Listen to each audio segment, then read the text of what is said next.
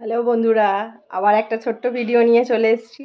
আমার ছেলেকে সকালবেলায় পড়তে বসতে বলেছি, স্কুলটা ছুটি বলে, কিন্তু সে আমাকে শর্ত দিয়ে বলছে মানে পড়াশোনা করবে। তা কি শর্ত সেটা শুনে নাও। কি বলবো, দেখো আমার ছেলে কি শর্তটা দেয়, কোন বাচ্চা শর্ত দেয় পড়তে বসতে গেলে।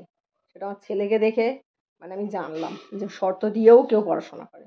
চলুন ভিডিওটা দেখি, পুরোটা দেখবেন, যদি ভালো লাগে অবশ্যই কমেন্ট করবেন, ঠিক আছে?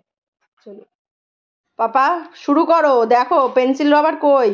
Pencil rubber pencil box. হ্যাঁ আচ্ছা, নাও তাড়াতাড়ি এবার পড়াটা শুরু করো। নিচে পড়ে দিতে যেদিনকে বাবা ছুটি থাকবে সেদিনকে কিন্তু আমি পড়বো বলে দিলাম। এটা কি শর্ত? কে শর্ত দিয়ে পড়াশোনা করে বন্ধুরা? আপনারা জানেন বন্ধুরা যে কোন বাচ্চা শর্ত দিয়ে পড়ে?